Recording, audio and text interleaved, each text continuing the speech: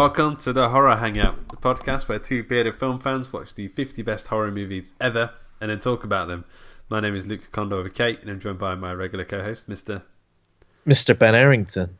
So today we are talking about the very best horror movie ever made. So says Empire Magazine. This is number one on their list. How do you feel? I feel good. I feel a little bit like at the end of Lord of the Rings, like I've travelled all the way to Mordor. I've now cast the ring. I'm Frodo, and I've thrown the ring into the fires of what's it called? The Mount Doom. Mount Doom. I've thrown it's in there, and suddenly Gollum's attacked me from behind. Ooh, is he? Oh, Gollum, you dirty, rotten bastard! He does something with a finger. I can't quite remember what it is. Yeah, what does he do? But he either bites one or sticks one up, or who knows.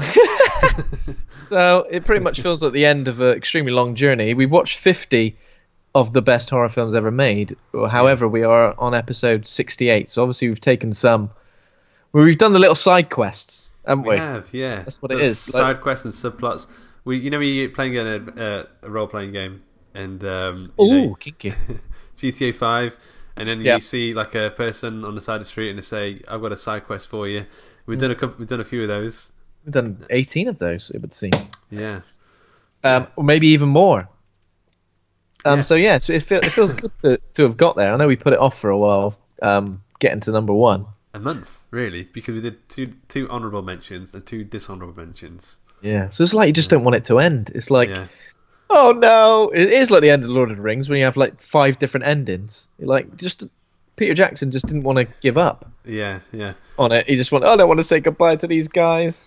And then he had the Hobbit to make. Then he made the Hobbit. So that's what we need to do. We need to go and that's what we need to get Martin Freeman in and say, look, mate, we've done our 50. Now we need some fresh meat to get into. So I don't really know what is the plan for a horror hangout after now we've watched the 50 top. I don't know. I feel like maybe I want to carry on doing new releases every now and again, and maybe do deep dives. But I mean, having that list was a good sort of thing to work through. So maybe we need to look for other lists that we can sort of work through. Maybe we need to look for lists. Maybe one thing I was thinking was perhaps we could do like a few episodes, like a themed month or something like that. So we watch 4 from a certain director, 4 from a certain genre, 4 from. I mean, I know I suggested watching some video game adaptations. Obviously, like Resident Evil, Silent Hill. There is an Alone in the Dark film, which I think is notorious. I've never seen it. So you know what I mean. Some of those might be moderately interesting to watch. Then again, we're gonna have to do some classics that weren't on the list. I mean, there's a multitude of things we could do. So we'll play it by ear for a while, but then we'll come up with some sort of solid plan. We need a quest, is what we need. We need a quest. Yeah. Well, there was a plan as well for us to write some sort of for us to write a book about the 50 films. Yeah, I still want to do that. I still want to get on with it. Yeah, so that's something to look forward to for us as well as the listeners. Yeah. But so you do want to get around to doing the book at some point. Yeah. Yes. So before we get on to The Shining, is there any other? I know we just recorded the other Stephen King episode. Is there any other guffs that you maybe forgotten about? Maybe never forget about them. Well, snuck out there. TV shows. Something I've watched that I probably need to discuss during our discussion of The Shining is I watched Room 237, the documentary, which is about a lot of theories to do with. It's a subjective documentary. It explores various theories in The Shining and sort of these. There's a few voiceovers, various film clips that kind of. But it is pretty nuts. But yeah, I'll talk about that at some point when we get into the film. But that's pretty much me. The only thing I can think a lingering sneaky guff was last night. Last night I couldn't sleep. I woke up about 2:00 and I was like, you wake up, be really hot and you're like bothering, like I can't go back to sleep. I ended up putting Moonlight on Amazon Prime. It won the Oscar last year or the year before or something. Yeah. And have you seen Moonlight? It's not a horror film. It's yeah. I've seen Moonlight. Sort of a A24 gangster drama about a young gay boy who grows up in the to be a gangbanger in a way. Gay boy gangbanger. So Kat was sleeping next to me. I think she woke up and looked over right during one of the sort of the gay bit. Well, there's more than that. And she was like, you slammed your laptop lid down really quickly on your penis. Ow! Yeah. That's like, I didn't know. It's not what it looks like. It's an Oscar winner. Well, I went to see Moonlight in New York. So did you? I went. Yeah. So one of the last days I was in New York, sort of Christmas into New Year 2016. 16. I went to Nighthawk Cinema, which is like a really sort of like retro. It's sort of adorned with loads of VHS covers outside. Hawks. And I planned to go and watch a midnight showing of The Thing, which would have been on the 30th of December into my birthday, which is on New Year's Eve. And what a way to celebrate it. And when we got there, it was sold out. They've got 12 seats basically. It's just each screen's tiny. And I was like, well, what are we going to do? Like, we went all the way we were sort of by Times Square, we went all the way to Brooklyn. Yeah. And when we got there... Away? Is that not in New York? I don't know how it works. Well, it's not on Manhattan Island, is it? Okay. It's off a bit. So it takes a little while, but it wasn't too far. We were like, we're here now, what should we watch? And the only other thing that was on was Moonlight, which I kind of knew a very small amount about. Yeah. But it's definitely one of those films that if you're watching it at midnight, like probably didn't get started till midnight. Yeah. And after a day of like roaming around New York, I think about halfway. Were you falling asleep? About halfway through, I was really starting to flag. And I think I'd had a beer as well, so I was a bit like, yeah. Because it's sort of slow. It's like a slow sort of. There's bits when it's like in the waves in the water, and it's kind of relaxing, calm waves. I imagine I would fall asleep so quickly. I don't like to drink too much before I get to watch films. Now, I remember going to watch years ago. We went for a few beers, and then we went to watch Final Destination 3, which I think is the one with a roller coaster at the start. And the only seats we could get were right at the front row. And the screens, I think it might be an IMAX. It felt really big anyway. And I was really drunk, and I was trying to keep my eyes on all the roller coasters zooming across the screen. It was like instant headache. It was like one of the worst headaches I've ever had in my life, and I had to sort of just not look at the screen for a bit. Yeah, but Final Destination 3. Maybe that's one to do for the future. A Final Destination film. I like the first one. I think it's good. Yeah. So back to Moonlight. So Mahershala Ali won Best Supporting Actor, didn't he? And he is in the new series of True Detective, which I think has been filmed. I hope they go with like the Lovecraftian themes that they did in the first series. Yeah, that would be nice. So the second series was a bit more more straight and narrow, wouldn't it? That would be cool. But looking forward to that because I think it's a very intriguing sort of show with a lot to give. Only other thing, have you watched the new Matt Groening TV show on Netflix? What's it called? Disenchantment. I haven't seen it yet, no, but I have seen some little. Are you a fan of like Futurama and stuff like that? Yeah. Not a huge fan of Futurama, but yeah. So this show, once it finds its feet, in about 3 or 4 episodes in, it does have some. It is pretty funny. It's got loads of English people. It's got Matt Berry in it, Noel Fielding. Oh, really? Rich Fulcher doing voices. Cool. Yeah. So it's cool that they're all kind of like mixed in there now. And Matt Berry obviously is like got one of the best voices ever. So definitely. Yeah. It's recognizable. Yeah. 100%. But that's about it. I think that's all the other guffs. All the other guffs cleaned out. Well, mate, sometimes you know what? Sometimes you can't have that many guffs. Sometimes you got to just get on with it. So let's get on with it then. So number 1 on the list, The Shining. Do you want to tell us a bit about it first? The Shinning, as I like to. Shinning, yeah. The Shinning. So The Shining is a 1980 horror film produced and directed by Stanley Kubrick, co-written with novelist Diane Johnson, based on Stephen King's 1977 novel The Shining. Didn't realise there were only 3 years between that adaptation. Oh, that's crazy when you think about it, isn't it? Well, between the film, the book coming out and the film. Yeah. Well, there's a period of 10 years. I think Stephen King had a big movie coming out every year, which is like insane. It just never happened. But like there was Carrie, Dead Zone, all this stuff sort of flying out. Yeah. Everything was getting pushed right out of the cinematic vagina. Yeah. So yeah, a family heads to an isolated hotel for the winter where an evil spiritual presence influences the father into violence, while his psychic son sees horrific forebodings from the past and of the future. Yeah. Lovely. This is what Empire have to say.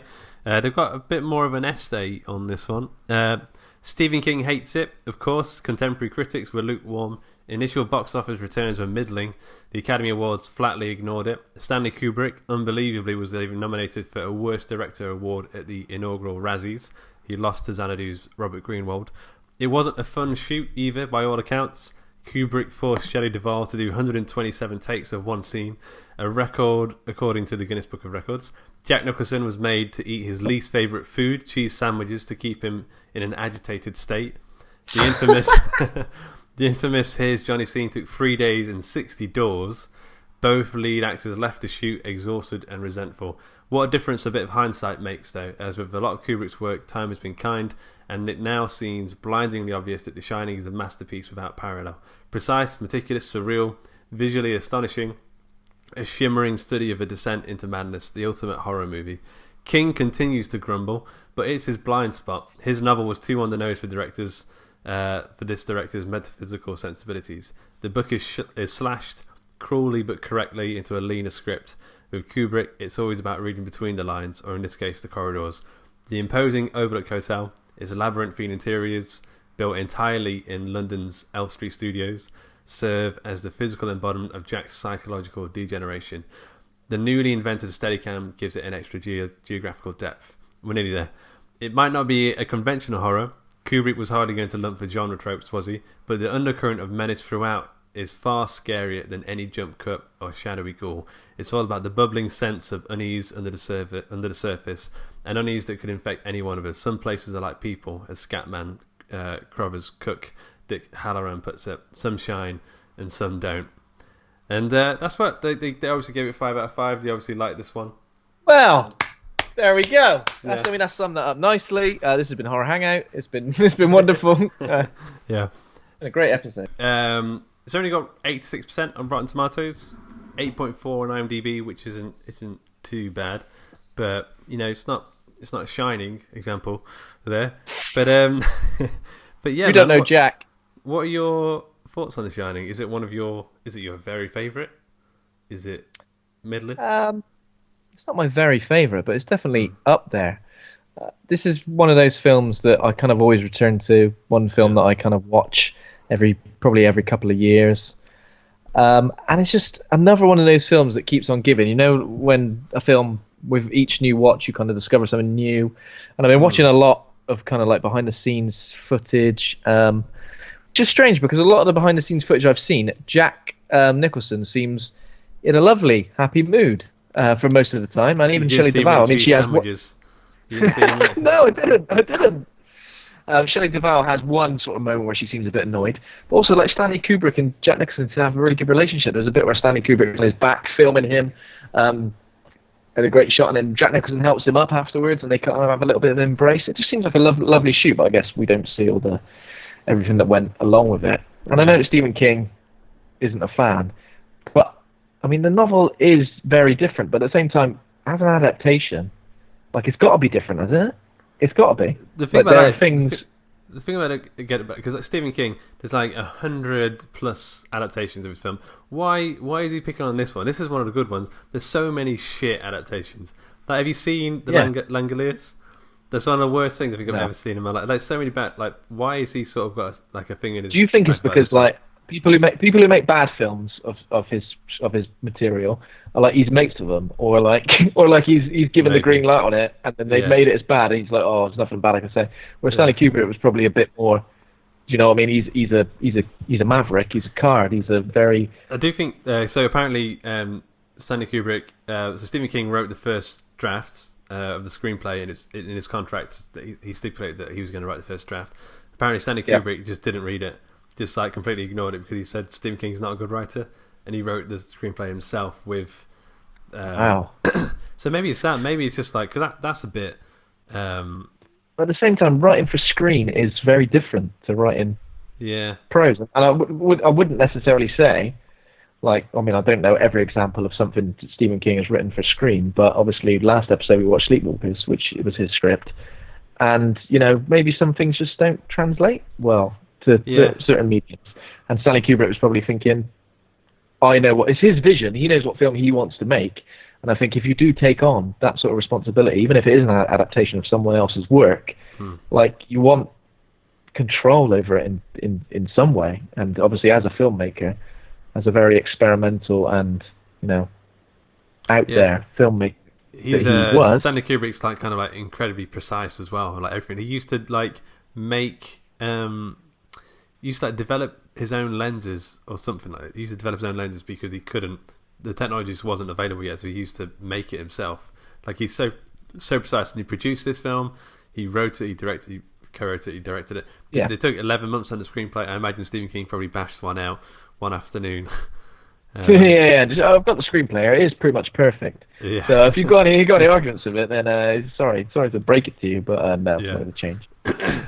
It's one of those films that, like, there aren't many films that kind of do this to me, but in terms of the scares, it's more about the atmosphere and the setting rather than anything else.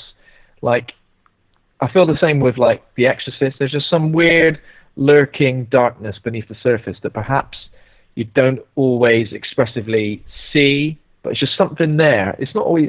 Sometimes it's a soundtrack. Sometimes it's just the dialogue. There's just an atmosphere there that something isn't right. Yeah. Something isn't right. And I don't want to be there. I don't want to be in that hotel. I don't want to be around these characters.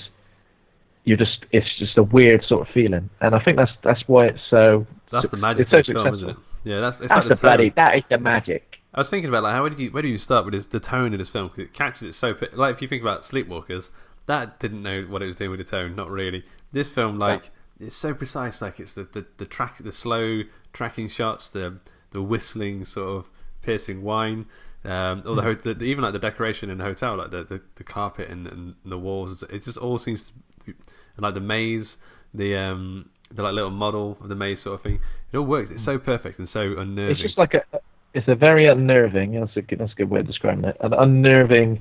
It's very slow, methodical descent into madness, and you start there knowing something isn't quite right, and then as soon as this descent into madness starts happening, you kind of get dragged along with it, and you're there for every sort of horrible moment and horror. I mean, there are some horrific moments in this film, but just some of the really basic. There are some really horrific moments that are done so simply. Like, in certain films, I think I've mentioned before, I hate the way that soundtracks peak when something scary happens. Like, there's none of that. There's almost absolutely none of it. As soon as something horrible is revealed, the soundtrack almost stays exactly the same, which in a way is even more unnerving, because there's no audio change. There's no change in the tension comes from exactly what you're seeing, not from what you're hearing. Have you ever seen Under the Skin? Have you seen that one? Yeah. With Scarlett Johansson. Yeah, I'm just thinking about the way the soundtrack works in that, where the horror, like, sometimes isn't any music, when she like drowns that kid or whatever it is on the beach. Just reminded me of that just then. This is also my first viewing of the film. I've not seen it as many times as you. I think this might be like the third time I've seen it. I just always put it off for some reason. But this is the first time I've viewed it with a kebab and a cider. And so I feel like it added something to the film. Yeah. Oh, what night you had? Yeah. So it was interesting. It was interesting flavour, but like a bit of extra spice to the viewing experience. We had garlic mayo. It was good. Oh, lovely, delicious. Yeah. So the cast, people probably know already. Jack Nicholson plays Jack Torrance. Jack Nicholson's eyebrows play Jack Torrance's eyebrows very well. Shelley Duvall. Shelley Duvall plays his wife, Wendy Torrance. Shelley Duvall, the first time I watched it, I was like, why is she so, like, shaky? Like, why can't she get through that window? Like, I don't understand. But now that I know there's, like, 127 takes or whatever it is, it kind of makes sense. Yeah. I bet she's just tired as hell. Like, she needs a Lucozade. Exactly. Yeah. Needs a Lucozade. Danny Lloyd plays a little kid called Danny. He does the creepy kid thing quite well. I don't think he also does like the little voice and the little finger thing. I don't know if he was doing that before and they were like, that's what we're looking for. I don't understand how he picked that up. And then Scatman Crothers He plays the cook. He's also got The Shining, the sort of telekinetic, telepsychic thingamajobby. And he doesn't once sing about how everybody wants to be a cat. So he does quite well in that role there. Yeah. Although every now and again, I couldn't once I sort of realised that he was the guy who did the voice of the cat, the jazz cat in Arrested Cats. I couldn't stop thinking he was going to burst out into song at some point. That would have been great. Yeah. Yeah, man. So, I mean, how does it start? It's just a mountain scene, I think. Yeah, so we get like a sort of helicopter shot of the sort of like the road. Is that how it opens? Is that how it opens? Isn't it? I'm pretty sure. Yeah, the road and the lovely countryside, mountain. Lovely countryside, but then the soundtrack again eerie, very very sort of like eerie synthy. It's not like, or is this the soundtrack at the start isn't orchestral? It's sort of like weird sort of near sort of like that very synthesizery. Yeah, is it? It's got like a. I've got my notes here. Bum bum bum bum. Is it got a bit of a kind of? I feel like it does that a lot. A bit of a bum to it. It's got a couple of bum bums in there. And there's sort of like these weird in the soundtrack as well. There's these weird like distant wails in the background, like. That's pretty much it. Which like that's horrible. That looked really. Yeah, ton of old-fashioned kettles, like on the. Yeah, exactly. That really gets to me as well. That's really like, oh, what is that? There's something. Yeah. That's the thing. There's so much. It's the unknown in this film, which is so scary. Is that there's never really any explicit explanation to what's happening or what's going on. Is everything's just kind of hinted at, suggested. Everything's kind of like in the background, just like peering over Jack Torrance's shoulder, sort of almost like controlling him with these sort of invisible puppet strings. Yeah, you can imagine. You can kind of picture there's some unseen entities just standing around him all the time. It's weird. So he goes for this job interview, which sounds insane. I mean, the guy is like, so the hotel was built on an ancient Indian burial ground. Say what? Yeah. You'll be isolated for 5 months. Beg your pardon. A caretaker murdered his family. I'll go. It's 0-hour contract. No, I'm out. 0-hour contract. Well, I do like that. Yeah, it doesn't sound like a good job at all. I mean, I hope he's getting paid all right. Would you do it? Oh, I don't know. So obviously he kind of like thinks he likes the idea of the solitude in the hotel because he's gonna like he's got some writing stuff he wants to do and he wants to just chill and bash it out, basically. Yeah. But it doesn't sound like the most ideal job. But I guess if they're just going to be there for the winter, like they got the run of a huge sort of really posh hotel. They don't have to worry. They don't have to worry about paying to eat because they can just eat all the food that's already there. Yeah. It is ideal, really. Because really they're earning money, but there's no outgoings. I would say I'd do it if there was Netflix or Google. Yeah, if you could something. Yeah. Netflix. If you've got an internet connection, you'd be fine. But obviously, in 1980, afraid not. No. I do think Jack Torrance, Jack Nicholson, plays...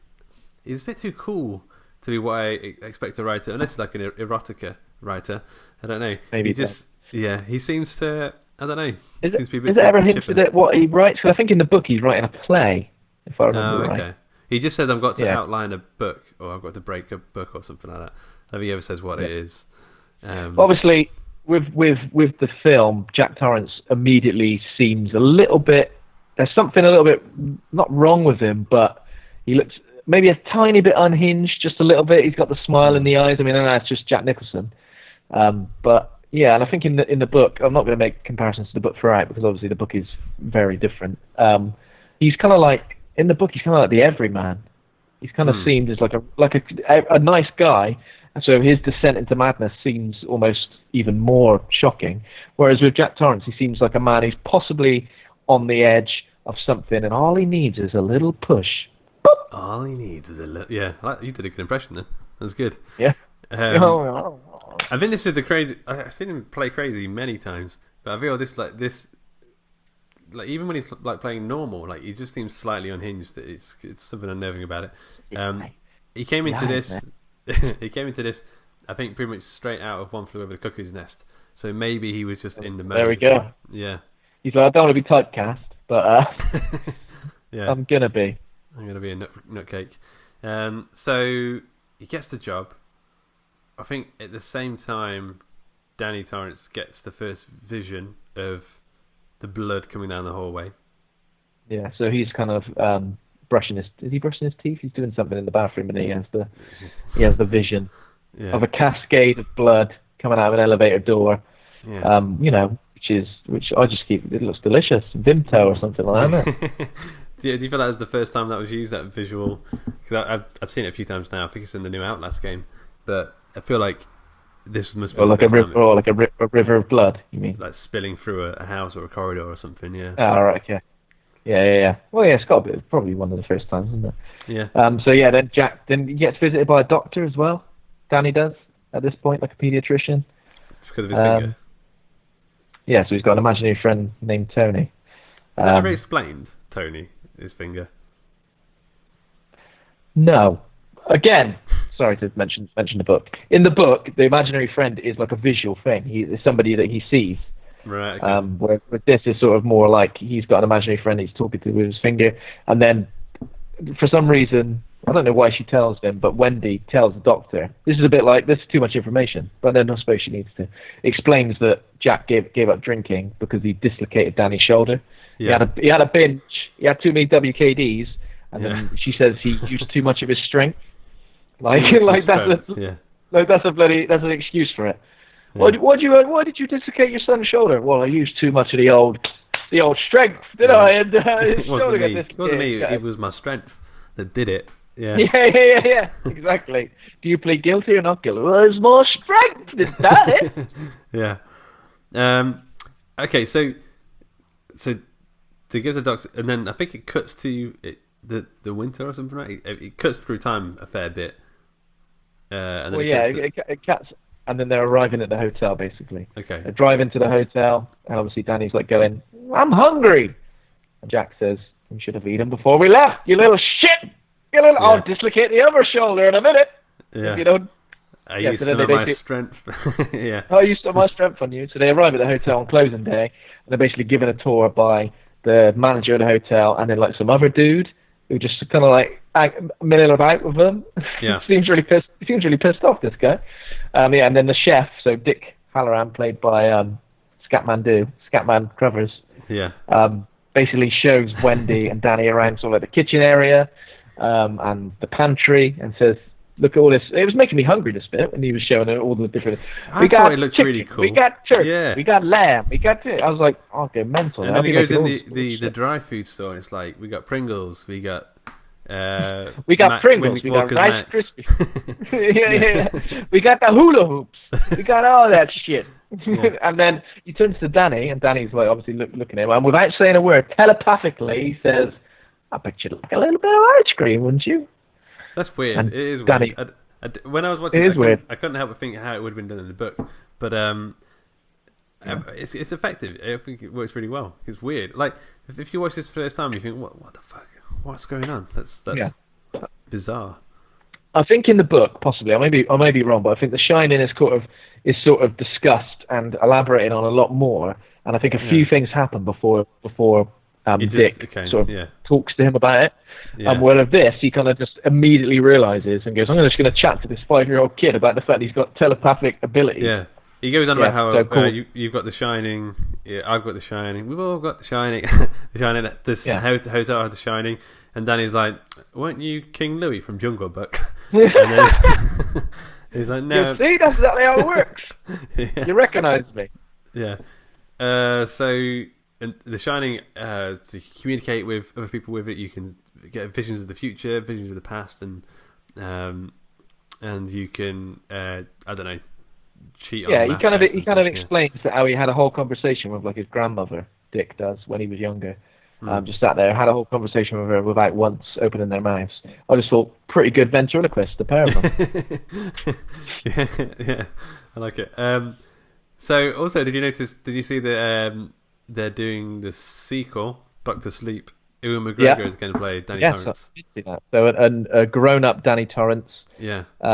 Basically, with his shine abilities, basically fighting crime with his shine ability. I don't know. I have actually got that. I've got that book, but I haven't actually read it. Doctor I Sleep. think they're like energy vampires, aren't they? Or something that they're trying to get him. I've not seen it. I've not read it one, but it's meant to be quite good. It's meant to be all right, and it's going to be directed by Mike Flanagan, who did Gerald's Game. Oh wow, very nice, very Really cool. nice. Yeah, he loves a bit of Stephen King, doesn't he? Yeah. So I think a month passes, and then everyone's gone now, and it's just them getting to know the hotel. Jack's working on his writing. I think, do we get the weird little maze? Like, it's kind of like a Hereditary. It's like they've ripped off Hereditary or something, where it's like a model of the maze, and it sort of slowly zooms in, and we see them running around in it. Yeah. So obviously, just before the month later jumped, Dick did tell Danny to basically stay out of room 237. Danny's like, is there anything to be afraid of in the hotel? He's like, well, don't go to room 237, whatever you do, because there's a load of it basically stinks. Just stay away from there. Whatever you do, don't go in there. Yeah. So he goes, oh yeah.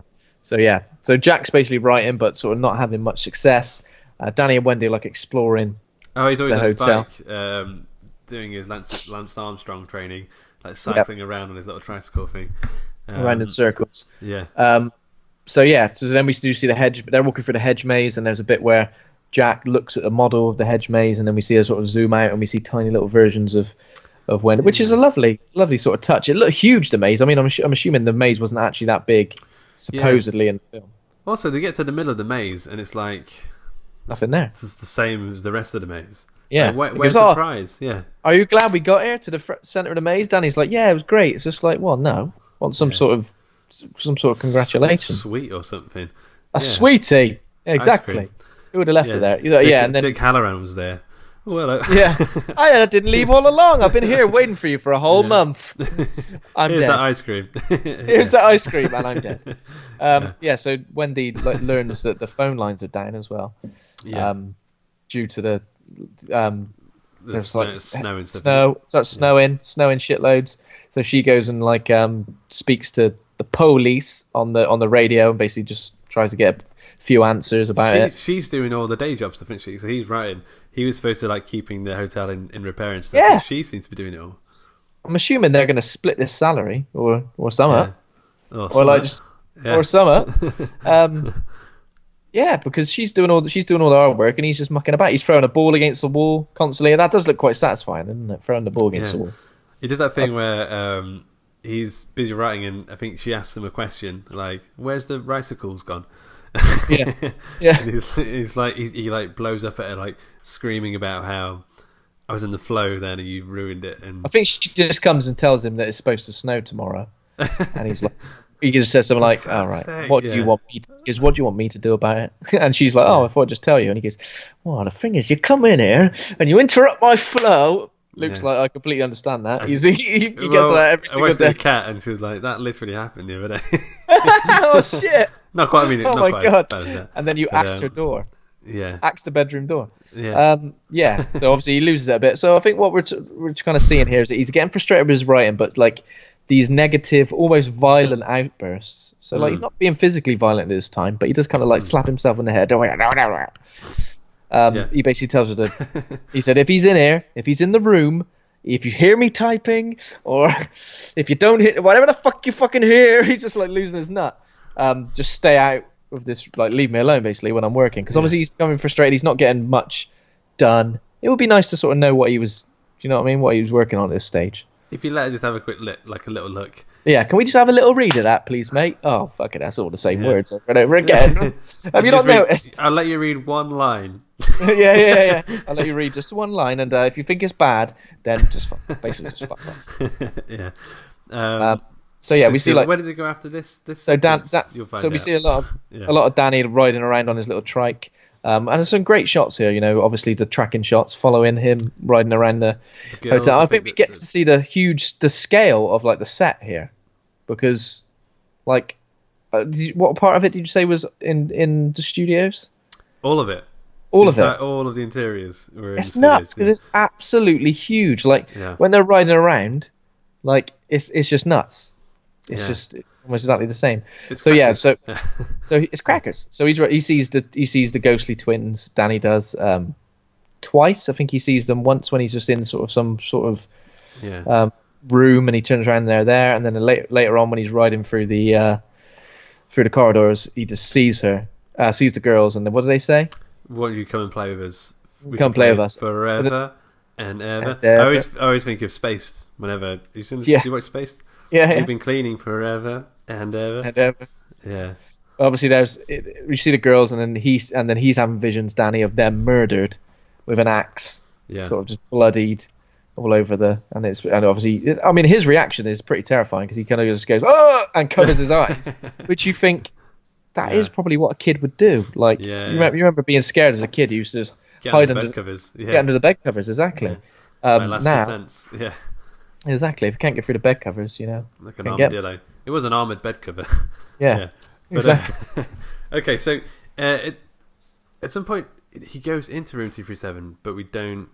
Yeah, so he's playing with his cars on the carpet, and then a ball rolls towards him, and when he looks up, obviously no one's rolled it to him. He's like, "What's going on?" He goes, "Mom, what the hell?" And then he sees that room 237 is open, and he goes inside. And then, so at some point, it cuts to them. It cuts to Jack having the nightmare or something, or so he's like, he's been typing, but he's led on his desk, and he starts having a nightmare where he's kind of like, oh, he's having one of them bloody nightmares again. Yeah. So obviously she comes, and I mean this here now,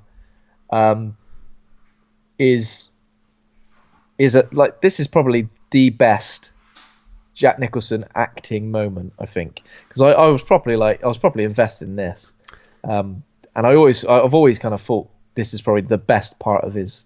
Well, him talking about the dream, or him talking about the dream, and then obviously Danny walks in and is he sucking his thumb? Yeah. And his jumper's ripped, and he's got like all bruises on his neck, and obviously Wendy jumps to the conclusion. Well, you would, because there's no one else here. It's really well shot, that. So like Jack is in the foreground, and you just see her slowly look up at Jack, and he's just sort of spacing out at them. He's like spacing out, but he's like, there's something about his expression that you're really just like, that is him, that is Jack in that moment, just thinking, what the hell is going on? Because he's just had a dream where he killed Wendy and Danny, and obviously he's terrified by that, and that's sort of like the last. These are like the shreds of his humanity, just for all to see when he's just completely spaced out and just like, what the hell is going on? Yeah. I mean, that really gets to me. That's really so she's like, you did this. You used your strength on him. Used your strength on him again and strangled him. Obviously, because there's a history of him obviously hurting Danny, unfortunately. And also because he didn't say anything. Like he doesn't say, no, I didn't. Because I think he's confused at this stage. He's like, did I? Yeah. Surely I didn't, but did I? Because before that, they were talking on the bed. And he goes, I will never hurt you. It's like really creepy. Yeah. He kisses him and kind of like hugs him. He says, come here a minute. And sort of, because he sort of, even Danny sort of says about it, do you love me or do you love us or something like that?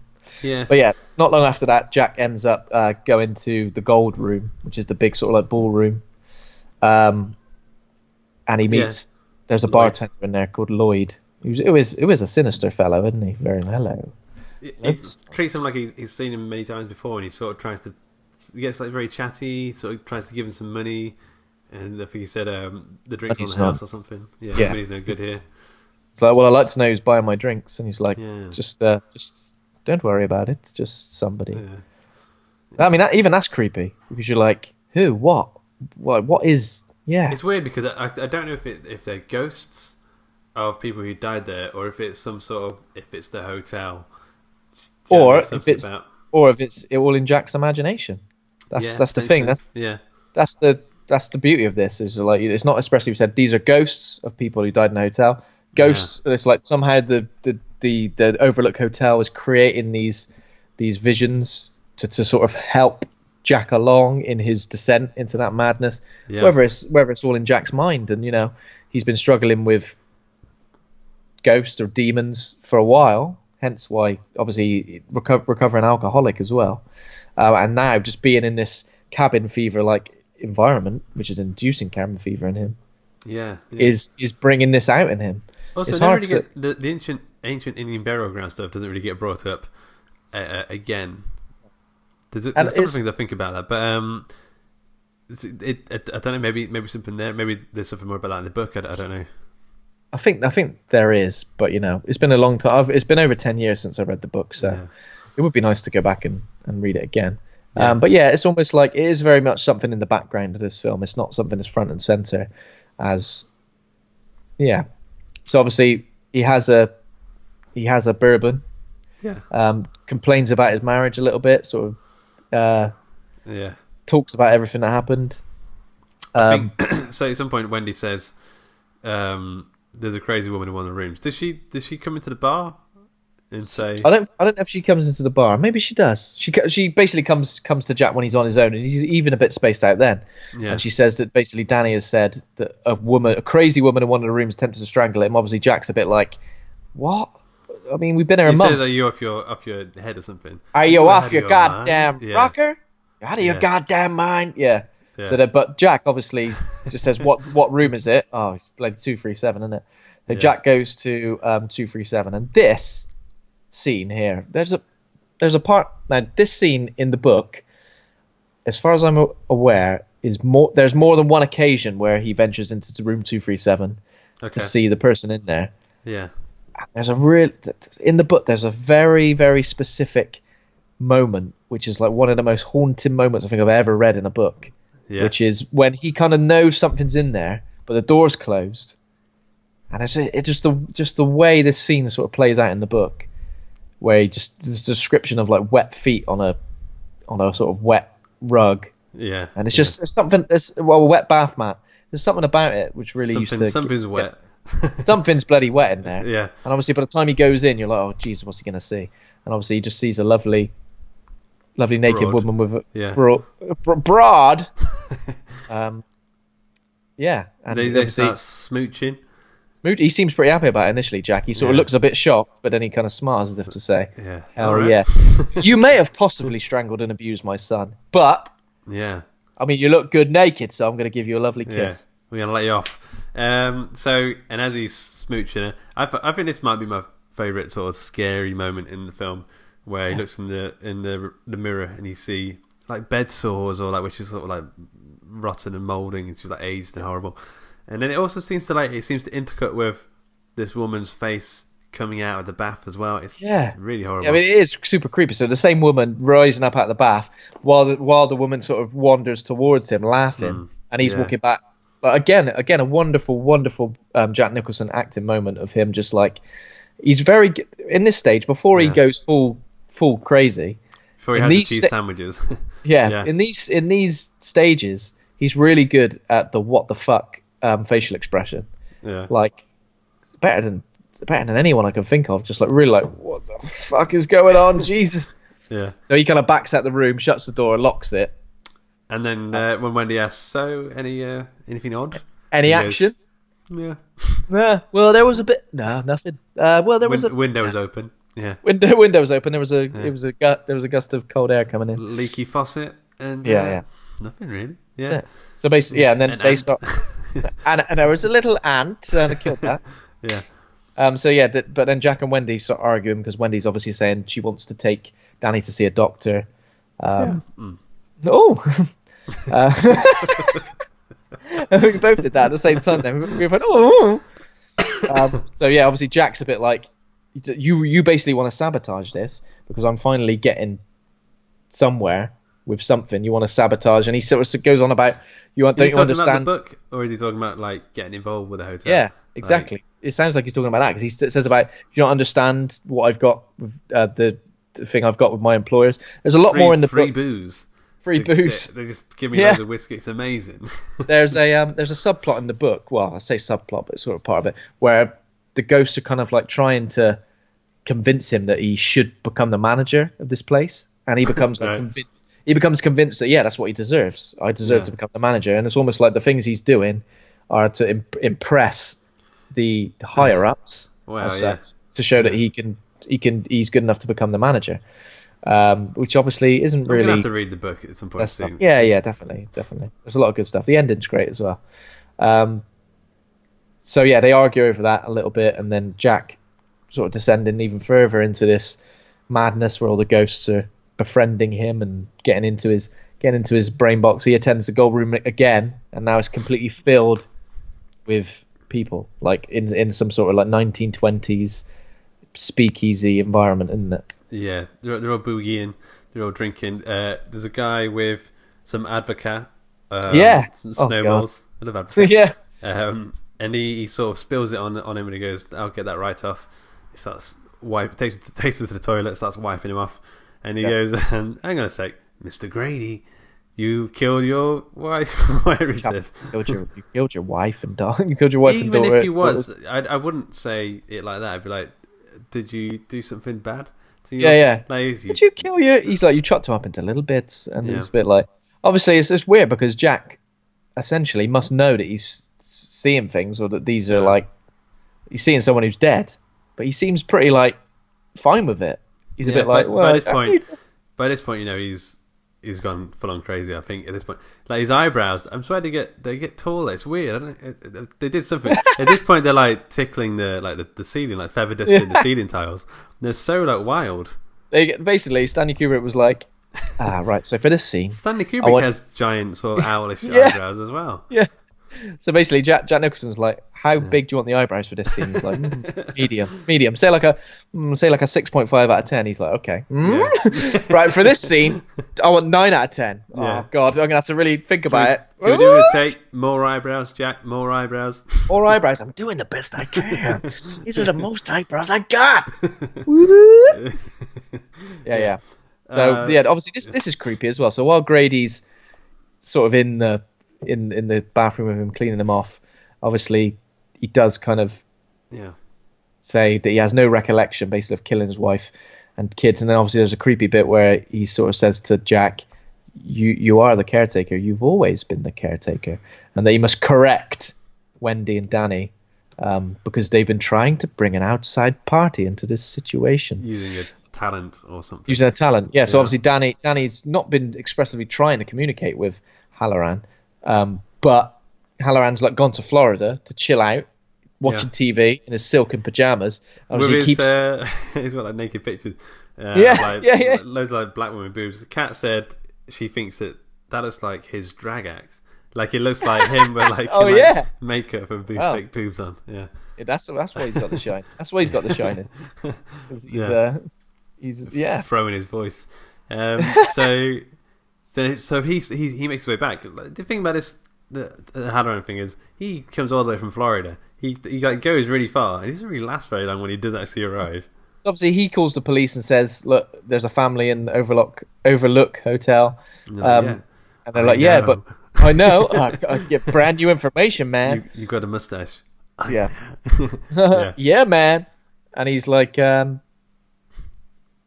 basically, can you check on the family or whatever? And they're like, well, the phone lines are down. And then he's got a reason to believe that they're perhaps in some sort of peril. So can you get hold of them some way? But then Hallorann's like, fuck this, I'm getting on the first flight. I'm flying all the way back there. And I don't care what it takes, I'm going to get there. So obviously he's got some sort of connection with Danny via The Shining. So it's almost like Danny's not calling out to him, but he knows that Danny's in front. At some point around here, Danny starts doing the red rum thing. Red rum. Yeah. His voice is quite good in that. I don't know if they sort of did something digital with that or, ADR type stuff, but it's really good, really creepy. Yeah, so I mean, he goes into some horrible trances as well at some point. Does he go into he goes into a horrible trance when Jack's with the woman, with the ghostly dead woman? There's one point when he's just in bed and he's just like, his eyes are there and he's just like, it's like a really piercing whistle noise and he's like dribbling and everything. Yeah. I think he might be having some sort of like psychic fight with the house or something, because that's when he's trying to contact Hallorann. Yeah. It's almost like these vibes from the house is kind of like overwhelming Danny in a way. So obviously because he's got The Shining, obviously for someone like Jack who hasn't got The Shining, it's like it subtly and subliminally works its way into his conscience and sort of like pushes him over that edge, takes something that already exists within him, which is this obviously this. I mean, he's has frustrations in his life, anger, obviously a great deal of anger, because obviously I guess he isn't as much as a success as he wants to be as a writer. And I also get the vibe that he kind of feels like Wendy and Danny are like holding him back a little bit. So I just need to do this and that. And obviously the Overlook Hotel takes hold of these frustrations and kind of like just pushes him amplifies to the them, point, sort of thing. amplifies them. Yeah. So yeah, around about this point, obviously we get Danny doing the red rum stuff, and then I think referring to himself around here as it Tony. starts to really go batshit, right? So this is when Wendy finds the manuscript, and he sees that it's just all the one sentence, all work and no play makes Jack a dull boy. Yeah. I mean, he's written that a lot of times. I just keep thinking, when did he write that? Because he's been off doing a load of shit. He's been looking in room 237. Boozing. He's been boozing, smooching, smooching, getting covered in Advocar. Yeah. Yeah. It's just all a bit nuts. So as she's like looking through that, Jack comes back and he finds her. He's like, "What do you think? What, you got any notes, critiques?" He's like, it's just all one word. He's like, "What?" It's a bit predictive. It's a bit between the lines, Wendy. Between the lines, man. Yeah. So Wendy's like shaking like constantly. This must be like the 127 take sort of part of the film, because she's like can't even hold her hand up. She's just like shaking. She needs some electrolytes or something. And she's got the baseball bat and she's like, "No, Jack, go away." And then she slugs him one on the head. Yeah, obviously there's some great stuff here where obviously she's backing up the sort of staircase, and he's following after, and he says, "Look, I'm not going to hurt you. I'm just going to bash your brains in. I'm going to bash your brains the fuck in. Give me the bat. Give me the bat." I mean, these bits. She's just like, kind of bash the brains in. Oh, yeah. Good. Yeah. This just reminds me of the Simpsons episode, the Treehouse of Horror version they did. Give me the bat. Give me the bat.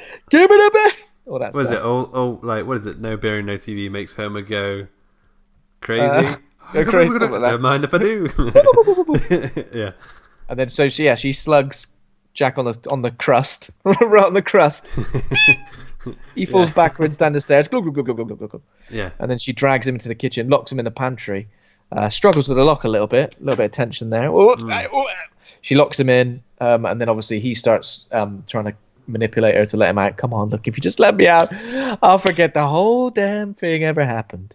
And then she's like, "I'm going to take the snowcat down the sidewinder. They're going to take Danny to a doctor." And then he starts to say, "Got a big surprise coming your way." Yeah. So at this point, he's completely like lost his marbles. So when he's like trying to escape, but the snowcat there's like just a little part that's been removed. I don't know what it is. Yeah. So he's taking a headlamp. It's like, oh, I can't go now. yeah. So he's taken like the transmitter or something out of the radio. Boop. I don't know. Yeah. Something like that, and then taking someone out of the snowcat. So he swapped him over. She'll never think of that. Yeah. And then obviously while Jack's in the pantry, Grady appears unseen. I don't think we see him, do we? We just see his. No, we just hear him. Yeah. Just hear his voice, and he's basically like, "Oh, you've really been made an absolute twat of here, haven't you, Jack? What an absolute fool." I mean, Jack's eyebrows are at 11 out of 10 now. He's like, "Whoa!" They're climbing up the wall. Oh. And then Grady unlocks the door. So I mean, in terms of this, what do you kind of feel? How did the door get unlocked? Was it like the actual ghost unlocking the door for him? I think so. I think it's the house. I don't think there are ghosts. In the way I kind of read it is so not like ghosts and spirits of actual people. Yeah, it's like the house. Like the house is like, I don't know, just sort of manifests things as and when it needs it. It's an evil entity, and when people die in the house, I think it like absorbs them in some way. It doesn't absorb them as they are. It absorbs them as some sort of like version of themselves. Yeah. It absorbs them as like because then they don't seem to have their memories. They don't seem to remember who they are. Yeah. No, it's almost like Grady has been absorbed and is now part of the house. Yeah. And he's there as an employee or good. Yeah. Yeah, exactly. It's a bit like that. So he gets out. He gets the axe. Oh, I think they're just in the bedroom at this point. And she's Danny's written red room on the door, and then Jack just rocks up right with the axe. So obviously she sees that red rum reversed is murder. And she's like, "Ah!" Danny hasn't written red rum right though. Because he's got one way and one the other way. Yeah. I don't know if it's on purpose, but I guess it's on purpose. Yeah. Yeah. Or it's making out he's just a kid.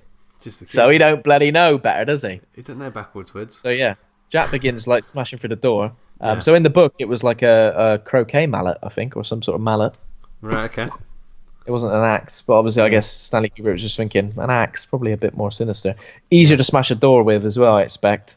You know, if we're going to do 127 takes or however many takes, we're going to do this door, 6 doors or something. 60 doors they got for it. 60 doors? That's insane, yeah. Like, where are you getting the doors? Yeah. Like, you just going down a B&Q and going, oh, look, probably a bit of a random request, but can I have 60 identical doors, please? Huh? We've only got 24. I bet Jack Nicholson just enjoyed it, so he'd do it and he'd go, here's Jacob. Oh, you have to do it again. Oh, well, that line was apparently ad-libbed, wasn't it? The Here's Johnny. Was it really? Yeah, so apparently it wasn't in the script or anything. And it was, Daniel. I think it's a take on a quiz show catchphrase. Yeah. As far as I'm aware. So he must have smashed the doors with all those takes, and I think the bit where he puts his face through must have just been a one-time thing. Yeah. So she shoves Danny out of the bathroom window. Yep. She tries to get through, and like her shoulders, I don't understand it because I know it's film, so you have to suspend your disbelief a little bit, but her shoulders get through fine. And I'm like, that's the widest part of your body. You can fit through that, Shelley. She's got big, just being lazy. She's got wide childbearing hips that you can't see because she's perhaps I didn't see them. She's got like a stick figure thing going on. I was like, you can get out of that. You're just not trying. You're just not trying. Yeah. So she kind of like knifes him, doesn't she, in the hand? Yeah. And Danny disappears into the. When he comes back inside, he gets inside the kitchen cupboard, and Hallorann turns up.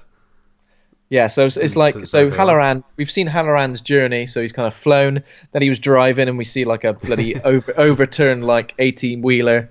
Yeah. So obviously we're made to think that the conditions out there are real bad. Then he borrows a snowcat. Where does he get that from? The old snowcat. I don't know. He borrows one, steals one.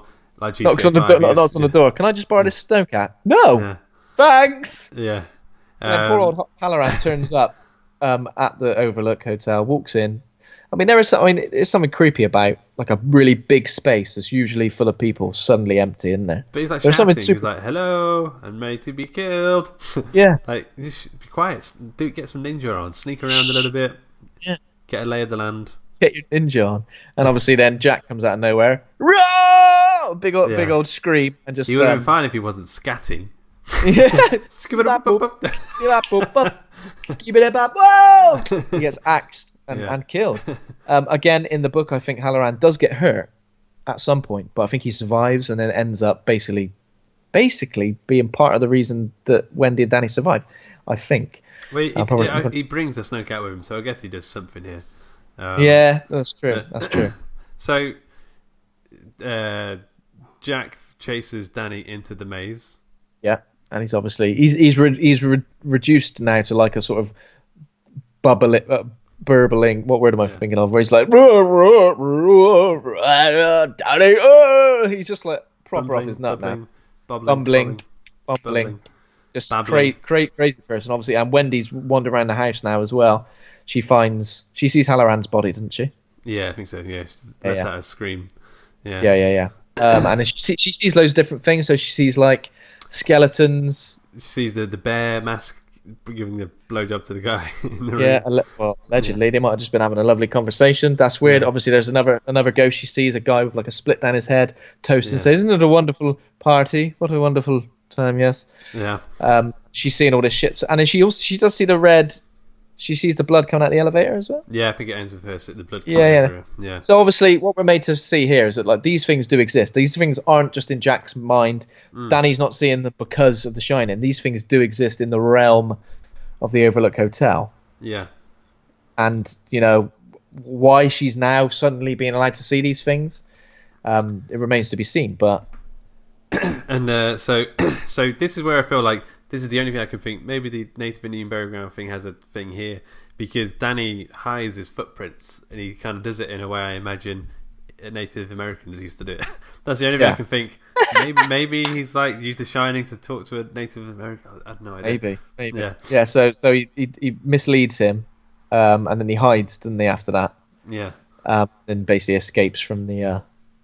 And the Jack Nicholson's death is funny. Like, there's something about that cut straight to the frozen thing. Yeah, it just looks funny to me. I don't know. It's something silly about it. You're just like, is that at the Overlook Hotel? Does it not like reach out to the hedge maze? Because you think that somehow it would, because it wants him to succeed. It wants him to kill. It wants him to kill his family. So you'd think it'd somehow reach out to him while he's in the hedge maze and like go, look, mate, don't freeze to death. Yeah. Follow old Grady here, I'll lead you out. Or something Yeah. like that. But the fact that we kind of get a cut immediately to suddenly Jack's I guess dead. it gets Jack. I mean, it loses the other, but it gets Jack because at the end we see the music plays and we see the photo from 1920s, and he's in the photo now. He belongs to the house. Been absorbed. Yeah. He has been officially absorbed by the house. Whether we're meant to believe that everyone in that photo is somebody who's been absorbed by the house, by the hotel, Maybe, yeah. possibly. But that obviously brings full circle what Grady said, that you've always been the caretaker. But also, if he was the caretaker, would he be front and center in that picture? It's a big celebration for the caretaker. Maybe he got the manager job in the end. Who knows? Yeah, exactly. Yeah. Maybe he did. He was finally the manager, even though he didn't kill Wendy and Danny. And then it ends. Trivia. Oh, bollocks! I think I've already given you the answers to this. Maybe not. Maybe you forgot. Number 1, Stephen King wrote the first draft of the film, and Kubrick only read it once. True or false? That's false. You said he didn't read it. He didn't even read it. You've been listening. You have passed the test. The ball test. Number 2, Kubrick wasn't present at all of the shooting. True or false? True. It's true, because he refused to leave England. He hated leaving England for some reason. So all of the location shots were done of the hotel were done without him. Right. Yeah.